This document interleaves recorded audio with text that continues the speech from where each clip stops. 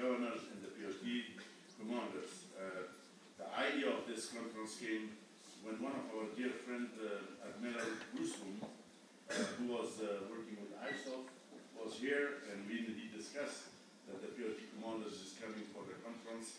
IDLG suggested that this is a good opportunity to bring the governors also at the same time. That the governors and the PRT commanders can sit together, they can exchange the information and the experience with each other.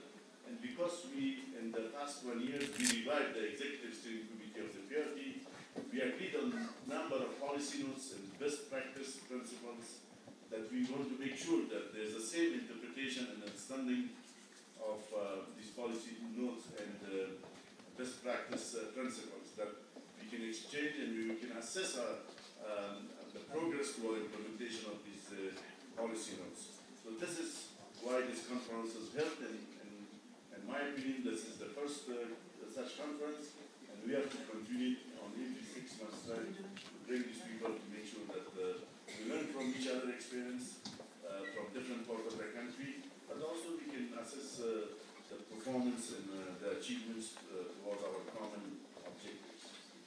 See, that's how they save so much fear and so much. And it's good to see all the leaders of Afghanistan, the provinces who go together with the other Afghan leaders up and down the chain of command to determine Afghan's future.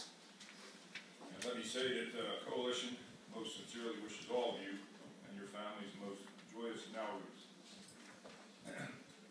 Director Kabul, thanks for your significant work on behalf of all the Afghan people, helping coordinate and synchronize activities across the ministries and the provinces, and of course shaping the reconstruction team policies to best support the development that responds to the people's needs.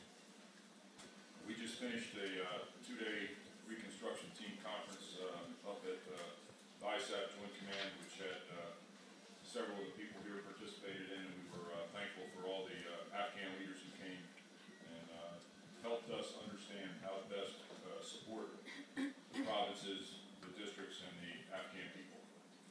It was very, very important to give them the right direction to support your efforts, and most of these people are at the beginning of their time, so early on in their tour, so it's good to get straight right at the beginning.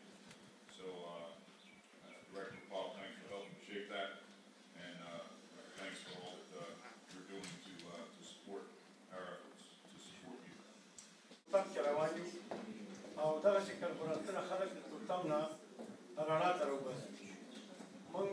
Afghanistan تطبیق میشه چون بیشترین بازسازی عسکری ظرفیتونه د وزارتونو په رئیسانو کې ټیټوالی د ظرفیتونو شته هغې کې باید سکتوري در رابطه با مسائلی که جناب آقای کوپر صحبت کردن انتقال now transition to not only a civilian-led PRT, but more civilians in the PRT. The civilians, of course, also we're trying to get them to stay 2 years. That's directed to policy, much easier to build the relationships and the coordination in order to understand, because, as you know, for many of the people who come here, they try to do it in the ways of our countries versus the ways of your country. So I think that we will, over the time, build more civilian capacity into the PRT and less military. And for the U.S. Embassy, they're working at very hard. So hopefully next time you'll see 2/3 civilians and 1/3 military. On Nuristan is a challenge because of the there's no PRT in the provincial headquarters in Parwan. It is sitting over at Nangol. Is that where it is?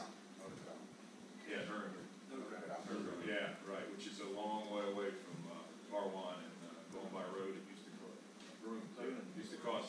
I think it used to take about 12 to 14 hours to get to the Marines, and then we come back and forth every couple of weeks. And I don't know how RC East is doing that. But, we used to go up there and stay for a week, and then come back, and then go up a couple months later and stay for a week. So that's very, very difficult. So we'll see if we can figure out a better communication strategy or something that we can do to better coordinate the efforts there. But that's just a distance problem and an inability to get the people at Parliament. So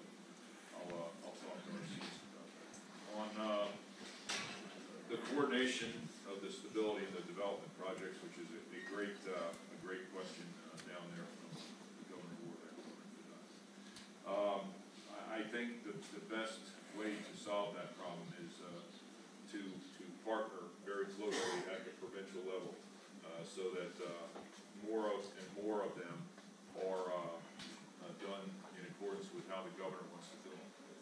And the challenge we have had in the past is sometimes we're overly worried about security and just the stability in doing something, rather than coordinate the efforts between civil, the military, and the police. So as we attempt to do better at synchronizing the security, the governance, and development, we really just need to partner with you, and then again, because the governor's responsible, do a coordinated effort, and we will try to do that much better. For all the coalition partners over here, your partners, of course, the commander partner is the governor, but the other partners underneath it are, you know, the line minister of education, the line minister of rural instruction and development, and all that. So honestly, I think if we just picked up every morning and drove down to the provincial center and embedded ourselves in whatever offices the governor decided, you know, where they needed to help and everything, and then so if our first question was, what help do you need, we'd probably be better off. So, but I think that's a great question, because that's been an issue, and for all the coalition partners out there, what we've done, many times we've built what we think they need instead of what the people need, and the connection between the people and the government is through these government leaders. So as Director Powell talked about, you know, most of the PRT and the SERP funds and the money goes for the local projects, the district, or the local projects, which is contracted significantly different than what we understand. So so the connection between the people and the government, again, is the leadership. So when they go out to the SURAs or the community development councils or the provincial development councils and ask them what they want, all we have to do is listen and monitor and then support, and that's where you put the funds, and that's where you do it. And as Dr. Donnelly talked about yesterday, really the course of action 3 is what you can go to right now, which is you just work with them, parallel with them, and then just sign when you have to get the money. Because if we do it that way, what happens is, first of all, we get fair price because we get the most for your money, because these people out here want to get the most for the $80 period. Second of all, you get the community buy-in and you use local labor. And then they know who to bring in, that what the local labor can't accomplish, they know who to bring in to get the things like electricity or water, some of the things the locals can't do. So we really just got to be in a listening mode to figure out how to best support them in all these things, because like I said, what we try to do is we try to go out and get a contractor.